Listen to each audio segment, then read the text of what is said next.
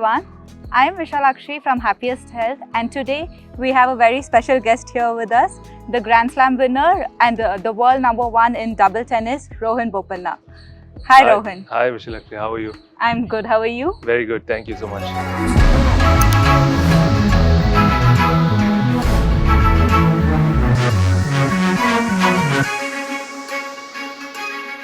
If you could tell us what it takes to, to have a successful tennis career, from your daily fitness routine to diet and managing injuries, and how do you do all of this? A few things on there which you already touched upon is managing yourself through the years and balancing out the entire program, which is 10 months of the year.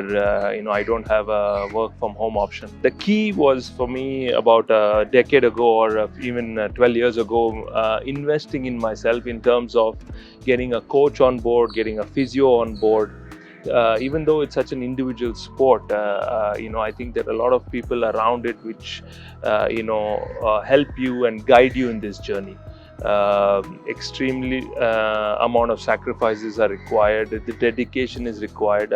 Even though especially at moments when you don't have results, you're constantly going to these tournaments but not winning matches. That is when the dedication has to be even more to the sport. The one thing I could 100% bring on the tennis court is my commitment. 10 months you don't get to work from home, so that is the commitment that you're giving to tennis. So how do you manage to maintain family bonds, share the relationship with your family, and spend time with them? I mean, those are the sacrifices you got to make, that you're going to be away from home for a long period of time, living out of a suitcase. This journey is a lonely journey, but you need to figure out these are the sacrifices you need to make in order to maybe achieve your goal. And I think from the age of 13, 14, I was away from home, and I think that really helped me build that aspect of understanding why I'm making these sacrifices. And also later on when we got married, my wife traveled with me the first couple of years. Okay. And also she understood how much commitment it takes. After all the commitment and sacrifices that you are making, winning the great Grand Slam at 43 must have been great for you. It puts a good perspective in understanding how much those years and what it took. And especially, you don't take anything for granted, especially because in 2010 I'd made a final of a Grand Slam. Yeah. And it took me 14 years from after that to win a Grand Slam. Glad I stuck to it. I think there are a lot of ups and downs. I went emotionally went through that journey. It was definitely sweeter to have now won it I'm glad you did. Melbourne. Yeah. So playing the Miami Opens after winning the Grand Slam and being everyone's favorite, was there any additional pressure that you felt on the field, and how do you deal with that kind of stress or pressure on the court? I think as an athlete you have pressure all the time. It's about how you manage it, how ready you are to play an event. It's like just doing like an exam in school. You need to prepare well to do well in that subject, or in whatever field it is. We knew just after winning the Grand Slams, yes, everybody is going to be watching us playing and wanting to do well, and I think we were prepared well. So longevity in any sports career is something what most sports people hope for and pursue. Not everyone reaches there, but you seem to have hit upon it. So what is the secret? I think when you change your limitations and look at them as opportunities, yes, it really helps. And over the years, what has helped me is also understanding my body and trying to change the way I train off the tennis court. I'm doing a lot of yoga, a lot of exercise bands. I'm doing a lot of recovery in terms of after my practices going into the ice bath. Okay. So which helps the inflammation of the body, warming up, cooling down. And these are the small things which just help me prolong my journey and help me stay fit in this field. If you could share with us, how did you actually develop the liking for tennis, from where it all began, and how supportive were your parents in you pursuing this as a career? So tennis started in a beautiful, lovely place called Coorg. Okay. Right next to our house, there was a tennis court where my dad used to take me. And I used to just go with my dad and mom. They used to play tennis there. I used to watch them, and a few other members of the club close to our house used to play tennis. And I think that's where the interest really, kind of began. And one day my dad introduced me to the sport. The first 4 years I was there itself in Coorg, learning with my dad as much as he had learned himself tennis. Now, at the age of 14, I moved to Pune. To pursue this sport, and my dad and mom both said that we'd love to support you. I mean, they've been the biggest support. There's no question. Without their support, I don't think there's any possibility for me to have been here. Tennis as a sport itself has changed from what it was 20, 30 years ago to what it is now. It has become very physically demanding, a power game. So understanding the sport is one thing, understanding one's own body is another thing. So how have you, changed yourself, adapted and molded yourself to meet the physical demands of the sport? My style of play when I started off, I was to serve and volley. Okay. And that was a kind of play majority of the players played, and that's how I was taught, tennis. So in 2010, when I made the US Open finals, I was serving and volleying every point, and just fast forwarding it to 2023 US Open final, I served and I stayed back. I never served and volleyed. So I adapted a new style of play while I was being on the circuit to understand and improve my baseline game. It was not my strengths. My volleys were my strengths, my serves was my strength, but my ground strokes was not my strength. So I started doing a lot of fitness movements based on that. During the pandemic, I got introduced to Iyengar Yoga, which was something incredible. I unfortunately, my cartilages on my knees are fully worn out. Doing about 90-minute sessions 4 times a week. And that really changed a lot in terms of how I play, how my mind started just observing, everything on the court. It became, I felt that I had more time on the court. I felt everything became slower because my mind was calmer. It was not rushed for some way. So, so that, changing that and adapting a new kind of fitness in my regime opened up, the way I was thinking and playing, and made me more happier on the court because I was playing pain-free. So I do a lot of inversions because, it just calms my mind a lot.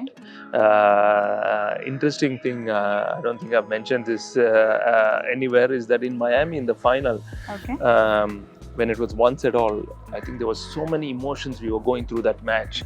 I took a toilet break. I just wanted to refresh myself, use the toilet, and then when I came out, I said, okay, you know what, I'm going to do a quick inversion, just lying down on the ground with my legs at the back towards the wall, just to, calm that mind out. And I would, because when you go back, it's a 10-point super tie break, which could finish in 5-7 minutes. The sport tennis requires quite some quick reflexes and explosiveness. So how do you manage to maintain that? I think every day we do a lot of drills for that. Quick reflexes drills. My coach has buckets of tennis balls, who constantly feeding, and there's no pattern on where he's feeding the ball. So you're constantly working on it, even or somebody serving and my doubles partners returning straight at me when I'm at the net. So these are the few things we constantly do. A lot of us, when we have a weakness, we go and practice it. Yeah. And I say you have to practice your strengths as well. So because eventually, if you don't practice your strength, those will become your weakness. Speaking about practice days and match days, does the type of training that you do differ from your training days and tournament days? And is there any specific training that you do just for major tournament days? My motivation level is not as high as it is there when I'm going for a match. I'm completely a different person when I go out there. But yeah, those specific things, I mean, we work on very, very minute things. It's about how accurate you're hitting it, or what are the minute places, where the serve can, bounce in terms of making that of a difference. Because very few small margins is what makes you whether winning a match or losing the match. Yes. So at that moment, or when it is depending whether you have read your opponent well, what is his weakness, what is his strength, and then trying to find that weakness in that moment. and also it's a little bit of mind games. Training days are more fun nowadays. Okay. We go and enjoy it a lot. We do a lot of fun practices, fun drills, which keeps you healthy and motivated for that practice. Being a professional tennis player will require you to travel a lot, and this traveling will definitely come in the way of your fitness regimen, and it will affect your sleep pattern when you're traveling across the globe. So how do you manage to ensure that your sleep does not get affected, catch up on your sleep while during your travels, and also to ensure that your fitness is not affected? Yeah, it's an important factor, because you're in long flights for a long period of time, and what really helps is going a few days before to the tournament.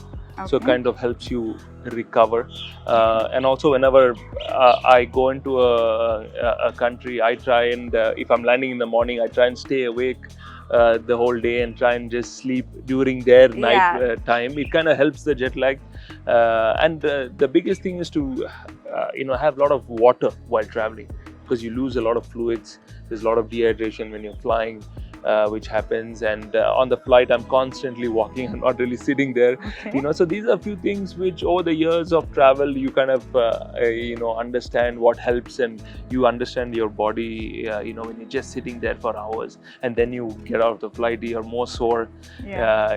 Okay. Rohan, you mentioned that gym is not anymore a part of your fitness routine. So what is your daily fitness routine like today? So when I'm wake up, I do yoga about 20-25 Okay. minutes, and if I have a match that day, I'm doing a lot more, maybe about 8 to 10 minutes of meditation. I do a lot of stretching in the morning, and just then I head to breakfast. I have a Okay. breakfast, and then depending on what time of the day our match is, even before our warm up for the match, I'm 45 minutes before doing a lot of mobility exercises, making sure my body is warm and ready when it goes on the tennis court. After a practice or after a match, I am cooling down for a good half an hour, 45 minutes. Then I go into an ice bath for 8 to 10 minutes, Okay. and then get a full massage at the end of the day. And this is something which helps the sleep, helps the recovery. If you can share with us what goes into Rohan Bopanna's diet and plate. In the morning, I love my fruits. I mean, this is something is my go-to meal, and I love my eggs. So that is something, if I can have in the morning for breakfast, I know my mind is ready for to start the day. But just before a match, depending on what time it is, if it is during lunch time, I might have some white rice with some salmon or some chicken. Or occasionally it's just white rice with olive oil and salt. While I'm at the tennis court, I'm always chewing on a banana and having my coconut water or regular water, and this is something which has really helped me. And when I come back after the match also, I try and maybe get a smoothie right after, and then after I do my stretching and ice bath, then go and have a meal. I have a sweet tooth, but thankfully it's for Indian sweets. But what would be your cheat meal? I definitely, if I can get some Indian food when I'm traveling, nothing like it. That is the thing, because I eat a lot of Italian, Japanese. Japanese is my favorite, cuisine. Okay. But if I can get some good pancakes or some waffles. I'm a morning Sweet. person, so Yeah. apart from loving my coffee, that is my go-to 4-5 cups a day. Of my coffee. With that, if I can get some waffle and pancakes for breakfast, that could be my cheat meal. Okay. So Rohan, in the year 2019-20, you had a career-threatening phase in your life, especially because of the knee injury and the cartilage that had completely worn out, and you successfully overcame it. So if you could share with us how you overcame the pain, and not just the physical pain, but also the game that it actually plays in the mind of being sidelined in what could be the crucial years of your professional career. I think any injury when an athlete has, it's extremely difficult. Because you're not sure whether you're going to come back to 100% of your game. So when my knees were extremely painful, I took an MRI and got to know my cartilages were fully worn out. And then I spoke to my doctor here in Bangalore, and he told me, Dr. Madan, he told me that I need to try some PRP injections, platelet-rich plasma injections. And he said, I can give you the injections, but what is needed is a lot of strengthening after that. Okay. So that was, I think, an extremely important factor. Today, thankfully, I went from 2-3 painkillers a day to no painkillers today, and because of the constant strengthening I'm doing. Okay. It's not only right after that when I took those injections, and I'm still doing it 4 years later. I'm still strengthening it. Hence, there is no pain, and I'm Not on painkillers anymore? not at all on painkillers, which I'm extremely happy about. Has any sport ever been of interest to you, or if there's a sport that you would like to play apart from tennis, what is it? I mean, right now I play golf because I get access to a lot of the golf courses when I travel around the world. But anytime there's an Indian playing any sport, I want to go and watch. And do you have any hobbies apart from sport itself? Coffee lover. I go and explore the coffee series of the world. My coffee love came before my tennis. Okay. So coming to the last and the biggest question, with the Paris Olympics just around the corner, have you decided upon your partner, and have you started your preparations and planning for it? Because you will have to forge a partnership with a partner, right? Yeah, absolutely. The number one thing is that we are qualifying. Being Yes. top 10, I get the opportunity to give India a chance to qualify for Olympics. That's the number one thing. I mean, we missed it last time in 2020. So whoever I play with, I haven't really finalized on a partner as yet. But whoever I'm playing with, they're going to be making their debut at Paris. So that's going to be, I think, a good opportunity for them, and I'm really looking forward to it. I know I have big tournaments before the Olympics, French Open and Wimbledon, 2 big Grand Slams before I go into the Olympics. But hoping after Wimbledon I can play with the partner I'm going to be playing with at Olympics, at least get maybe 1 if not 2 tournaments to at least prepare to go into the to Olympics in Paris. I wish you all the best, Rohan. It was great having this interaction with you. Thank you very much. Thank you so much, Vishak.